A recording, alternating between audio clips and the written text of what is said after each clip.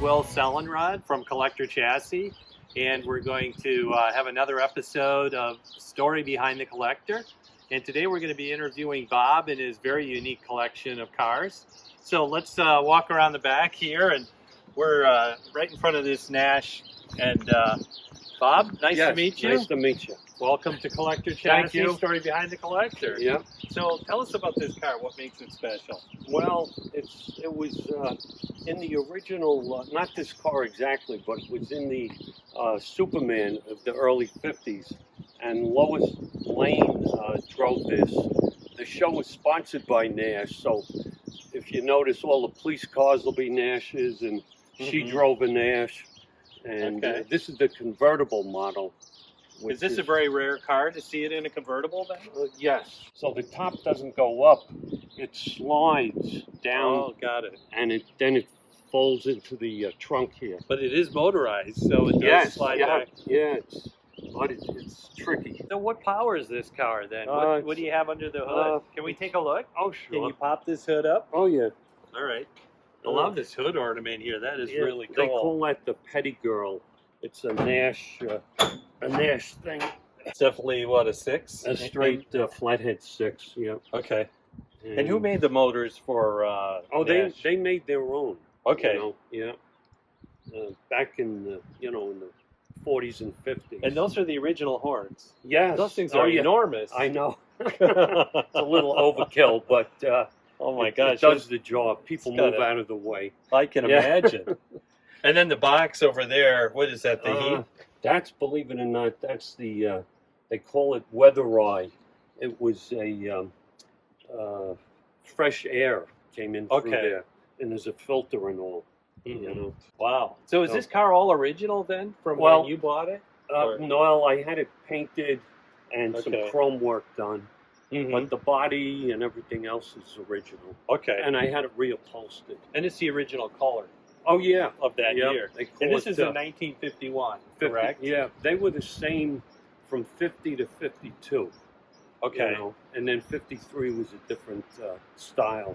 The drawback is it has the closed wheel wells. Okay. When I they're lower here. Yeah, I see that. Closed. Yeah. They actually make the front wheels closer together, so the wheels don't hit the when you turn the fender. Yeah. When I wash the white walls, I gotta wash half of it and then move the car. Back it up. Yeah, right. So, well, that's really cool. Let's take a look at the interior then. Oh yeah. Let's pop this and see what we got there. So it's definitely a manual transmission. Yes, but the unusual thing, a lot of the 50s cars had 3 on the tree, they called it. Yeah. This has the shifter comes out of the dashboard, so it's a little odd in that respect. Yeah, it's kind of that whole aerodynamic look and feel to the car, right? Well, I mean, even the clock there's got like a real aerodynamic cover on it. Well, they used, this was actually advanced for its day. They used wind tunnels to get less drag and all. Yeah. And that's why they're all round.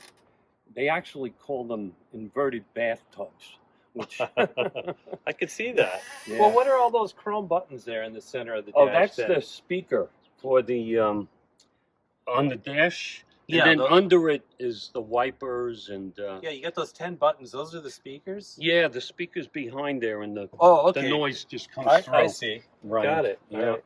So it's really stylish and simplistic, actually. Oh yeah, yeah.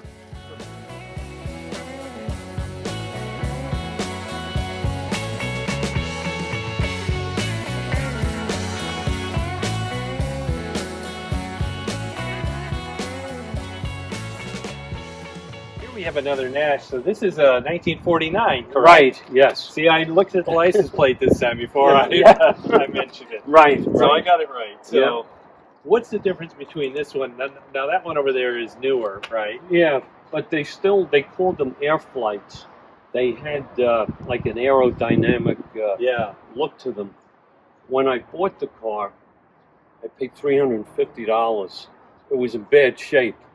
But the windshield was cracked, so I had to find that. And then the side vent windows, I thought it was flat glass, so I went to the glass guy, and he said we can't do it because it's Actually, the vent window has a curve in it too, so I had to somehow find the vent window, but it was done, you know. Yeah. And, Now this one you've owned how long? About 35 years. Okay. When I get the right one, I keep them. And this is interesting because they call it a Nash 600, and on a fill-up of gas, one tank full, you'll go 600 miles. Have you tried it? No, but Now, how big an engine would this have in it? it's 92 horsepower. 92 horsepower. Yeah. Wow. And So is this a flathead then too? yeah, it's actually the same engine as the Rambler. Okay. You want me to pop it here? Sure. Why not? Let's take a look. Okay. Now this one has the air cleaner. Boy. Yeah. The engine looks identical. Oh yeah. And I have a spare engine just in case. When you have these rare cars, you don't see every day. You get as many extra parts as you can. So do you work on these yourself then? Well, unfortunately, I'm not too mechanical. I have Okay. a good friend that I wax and polish. And Yeah, do and that. drive and change the oil. But Is this a pretty reliable engine then, or does it Yeah. require a lot of maintenance? no, well, it burns oil. The Okay. Nashes were known for that. But so I don't have to change it that often. I'm always adding. So Yeah. So you're always But, putting gas and oil yes. in on a regular right, basis. yes. So this is the family version of. Of So that that's more one. the sporty version. Oh right? yeah, right. Okay. Yeah. This is unique because the seats fold down into beds. You know? Oh really? The front Yeah. seats fold down into beds? Yeah. So you can actually sleep in this car? So this I is like have. I have. you have slept in this car? Yes, it's comfortable. Oh yeah, there you go. Look at it right there. It sleeps probably 3 comfortably, you know. Mm-hmm. These are the Nash the twin bed. So once you put the seats down, you roll out the mattress, you know. Yeah. And these, if it's a hot night, For mosquitoes? yes, you would roll the windows down. And They thought of everything. yeah, didn't they did. Yeah. So it really is like a camper mobile. Yes, right. Very cool. Yeah. So which one do you drive the most? Well, of the this three? one has the smoothest ride, Okay. you know, and this one's the sportiest, All right. and this goes in the parades and all. Mm-hmm. So one for every season. And they're all Yeah. manual cars, right? All manual, all flathead 6, Yeah. and all hard to get parts for. I'll bet. That's what Yeah. you So know what it you're, is. There's not enough of the cars to make reproductions. It wouldn't be worthwhile, I guess. So Yeah. I have extra fenders and starters and whatever, you know. I'll bet. Yeah. Yeah. So your garage is to be like a parts store. Oh, it is. You'll see. Yeah.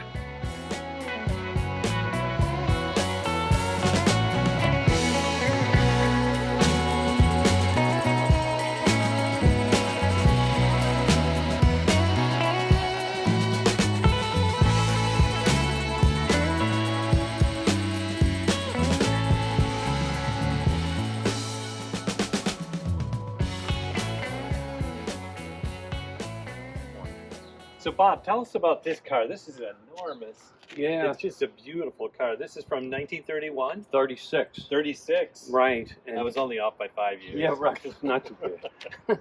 So anyway, this car was used in the original Godfather 1 movie 50 years ago. I've owned it 40 years, but I bought it from the original owner who used it in the movie. So Now, who was driving this in that movie? Do you remember? Or? well, Al Pacino was in it, okay. and the heavy guy who made the sauce. Okay. I don't know all the names, but Yeah, got it. Well, very cool. Yeah. So, what's under the hood? I mean, this hood is so long. It's Yeah. gotta be 6. really. They put a 6-cylinder in there. Yeah, it needs a little. For some reason, I Cleaning. thought it was going to be like a inline 12. Or No, something. no, they made an 8 also, Okay. which was a little longer. Mm-hmm. But it's comfortable at about 45 miles an hour. I don't on a flat road. Yes, right. And I mean, I can only imagine when you have this car full of people. and it's got 4 suicide doors. Yeah, let's open one of these. These are really cool, these suicide doors. And you got the crank windows. And this is all original then? No, that's been reupholstered. Okay. Yeah. How original is this car then on the exterior? The body is just the way it was repainted, but it didn't even need body work. It was very straight. Yeah. You know. And, can I jump in it? Oh, just sure. See what it's like? Oh, I mean, yeah. Yeah. So which side was Al Pacino on? He was driving. He was driving? Yeah. It's amazing. There's a lot of headroom in here, Oh, yeah. too. The back has a lot of leg room. And it's got this nice, what's this, like a velvet or something? I don't know the term, but it's a comfortable seat. Oh, yeah, yeah. The back has even more leg room. You know, really? Okay. Yeah. Well, this is cool. This window, I don't know if it's going to do it today, but you can crank it down and then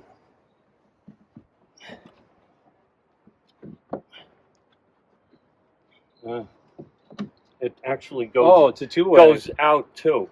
Well, that's innovative. It needs a little grease. But, now, how long have you owned this car? 40 years. Wow. I bought it in Is this the one you've owned the longest of any of your cars? Yeah, this one.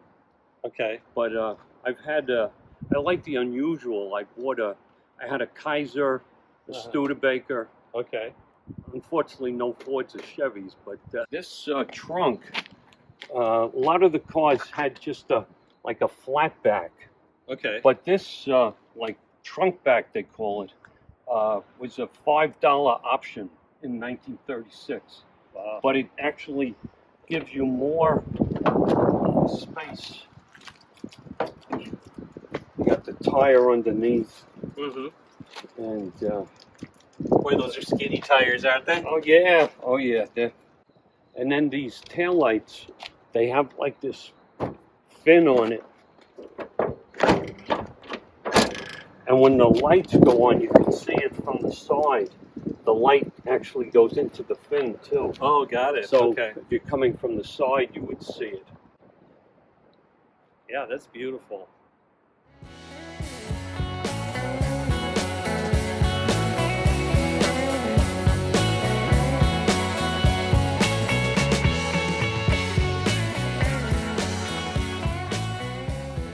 Well, when you're a car collector, you don't stop at cars. You buy other stuff, and I got a lot of stuff.